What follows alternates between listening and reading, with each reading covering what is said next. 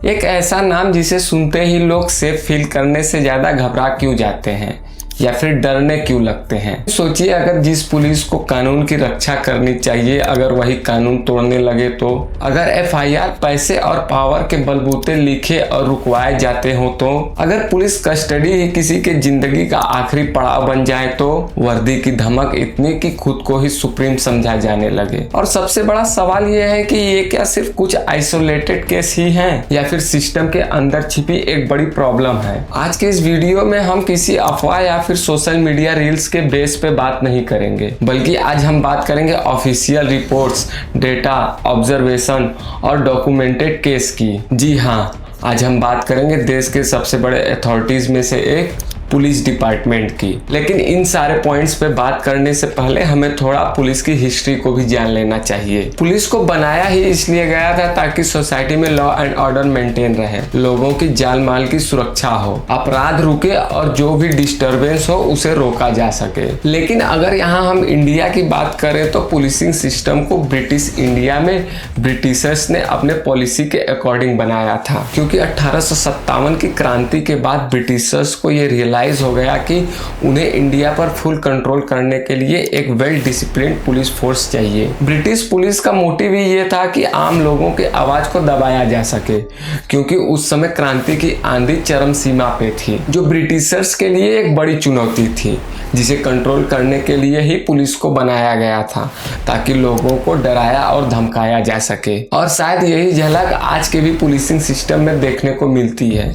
ये बात इसलिए कहनी पड़ रही है क्योंकि जो इंसिडेंट्स आज हमारे सामने आते हैं उसमें ब्रिटिश पुलिस और आज के इंडियन पुलिस में कुछ ज़्यादा डिफरेंस नहीं रहता है। कानून तो सबके लिए एक बराबर ही है, लेकिन क्या ग्राउंड रियलिटी भी कुछ ऐसी ही दिखाई देती है? अक्सर आपने सोशल मीडिया और न्यूज़पेपर में देखा या सुना होगा कि आम आदमी और पावरफुल लोगों के बीच पुलिस का बिहेवियर एक जैसा नहीं होता है। कहीं वीआईपी कॉन्वे के लिए पूरी सड़क ही घंटों तक बंद कर दी जाती है, तो कहीं एक एफआईआर लिखने के लिए किसी गरीब व्यक्ति को घंटों या फिर कई दिनों तक थाने के चक्कर लगाने पड़ जाते हैं। इस बात को समझने के लिए सबसे सटीक एग्जाम्पल है हाथरस का इंसिडेंट। यूपी के हाथरस में एक 19 वर्षीय दलित लड़की के साथ गैंग रेप और सेक्सुअल असॉल्ट का केस सामने आया, जिसमें कुछ दिन बाद ही उस लड़की की दिल्ली के एक हॉस्पिटल में डेथ हो गई। इसमें पॉलिटिकल डिबेट से ज्यादा बहस पुलिसिंग सिस्टम पर हुई, क्योंकि परिवार वालों का आरोप था कि उनके मर्जी के बिना ही विक्टिम का अंतिम संस्कार रात के अंधेरे में कर दिया गया। तो आप सोचिए कि जिस पुलिस का काम होता है कानून के सहारे लोगों को न्याय दिलाना, वो खुद ही डिसीजन ले रही है। इसके बाद हाई कोर्ट से लेकर सुप्रीम कोर्ट तक सवाल उठे, जिसमें सवाल था कि क्या कानून सिर्फ कागज के पन्नों तक ही सीमित है, और ग्राउंड रियलिटी इसके बिल्कुल ही अपोजिट है। ऐसे में बात सिर्फ पावर की नहीं होती, बल्कि पावर के साथ आने वाली एटीट्यूड की भी होती है, क्योंकि कुछ ऑफिसर्स की मेंटालिटी पावर के साथ ही चेंज हो जाती है। वे खुद के बिहेवियर को ऐसे एटीट्यूड में बदल देते हैं कि वे ही सुप्रीम पावर या फिर सारी अथॉरिटी होल्ड करते हैं। जुलाई 2026 में मेरठ का एक वीडियो पूरे देश में वायरल हुआ। दलित महिला मर्डर केस को लेकर हो रहे प्रोटेस्ट के बीच एसएसपी अविनाश पांडे का एक वीडियो वायरल हुआ, जिसमें वो प्रोटेस्टर्स को गाली देते हुए नजर आ रहे थे। पुलिस बहुत गंदी कर दी सालों को। इसको ले जाइए साले को। और वर्दी का एटीट्यूड तो इतना कि पुलिस वैन में डिटेन किए हुए व्यक्ति को वो थप्पड़ मारते हुए नजर आ रहे थे। वीडियो से सोशल मीडिया और न्यूज चैनल्स पर पुलिस की अकाउंटेबिलिटी पर तीखी बहस स्टार्ट हो गई। ये उस परसेप्शन को याद दिलाता है जिसमें पावर का इस्तेमाल लोगों के लिए नहीं, बल्कि खुद को ग्लोरीफाई करने के लिए किया जाता है। ऐसे इंसिडेंट से सवाल सिर्फ एक ऑफिसर पर नहीं उठता, बल्कि पूरे सिस्टम की अकाउंटेबिलिटी पर यह चोट करता है। और अकाउंटेबिलिटी से एक बात और सामने आती है कि आजकल रील्स और मूवीज में पुलिस को इतना ज्यादा हीरोइक और ग्लोरीफाई करके रिप्रेजेंट किया जाता है कि इसका इम्पैक्ट रियल पुलिस ऑफिसर्स पर भी देखने को मिल रहा है। आजकल फेक इनकाउंटर या यूं कहें कि हीरोइक मेंटालिटी इतनी पीक पर है कि जिस पुलिस को लॉ एंड ऑर्डर मेंटेन करना चाहिए वे खुद ही इसका मजाक बना रहे हैं। इसके एग्जाम्पल्स भी आज के सोसाइटी में आराम से देखने को मिलते हैं। जैसे अभी हाल ही में भरत तिवारी के इनकाउंटर केस को ही देख लीजिए। वीडियो में साफ नजर आ रहा है कि भरत ने वेपन्स को अपने से दूर फेंककर सरेंडर करने की कोशिश कोशिश की है। लेकिन वही पुलिस का स्टेटमेंट था कि उन्होंने अपने सेल्फ डिफेंस के लिए फायर किया था, जिसके बाद पॉलिटिकल डिबेट और पब्लिक प्रेशर की वजह से कई पुलिस ऑफिसर पर FIR केस फाइल हुई, जिसमें DSP और SHO भी शामिल थे। ये वो इंडिकेटर्स हैं जिससे समझ आता है कि पुलिस खुद रील और रियलिटी में फर्क करने में फेल है। अच्छा, ये नहीं कि ये सीन सिर्फ यहीं तक सीमित है,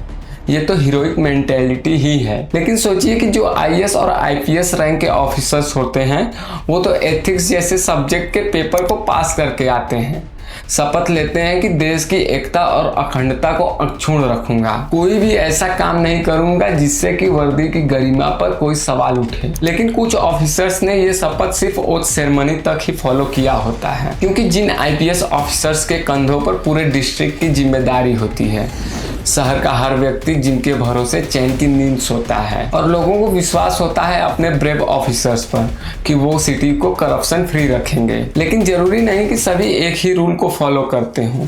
आप जरा इस केस को देखिए। अभी हाल ही जुलाई 2026 में 2012 के हरियाणा कैडर के IPS अधिकारी दीपक गहलावत को 3 करोड़ के करप्शन में CBI ने गिरफ्तार किया। मामला ये था कि पौंडीचेरी में 5000 करोड़ के नकली दवा बनाने के रैकेट की इन्वेस्टिगेशन चल रही थी, जिसमें आरोप ये था कि IPS दीपक गहलावत ने केस को रफा दफा करने के लिए 3 करोड़ की रिश्वत मांगी थी। और हैरानी की बात यह थी कि गिरफ्तारी के पहले ही हवाला के जरिए 50 लाख ट्रांसफर भी किए जा चुके थे। अब बड़ा सवाल ये है कि ये जो इंसिडेंट हमने आज देखा, ऐसे न जाने कितने ही केसेस डेली होते होंगे। ऐसे में एक आम इंसान जिसके पास भरोसे के अलावा कुछ न हो, वो खुद को ऐसे ऑफिसर से कैसे सेफ रख पाएगा। और जब बात सेफ्टी की ही चल रही है तो इस इंसिडेंट्स को कैसे नजरअंदाज किया जा सकता है, जहां पुलिस का काम होता है कानून की रक्षा करना, न कि खुद ही जज बनकर फैसला देना और सजा सुनाना। पुलिस रीजनेबल फोर्स का यूज तब कर सकती है जब बात सेल्फ डिफेंस की हो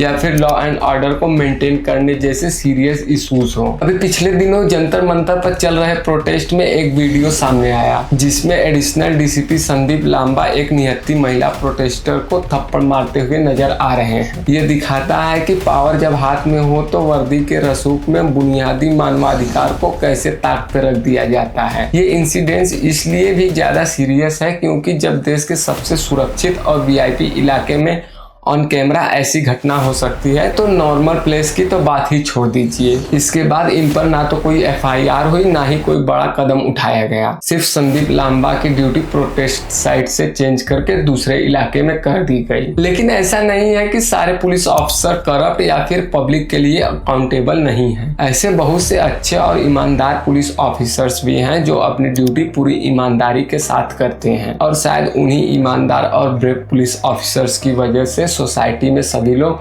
पीसफुली सरवाइव कर पाते हैं। क्योंकि ये एक ऐसी डार्क रियलिटी है जिससे एक आम इंसान पुलिस को देखकर सेफ फील करने से ज्यादा घबराता है। तो इस टॉपिक पर आपकी अपनी क्या राय है, हमसे कमेंट बॉक्स में जरूर शेयर करें।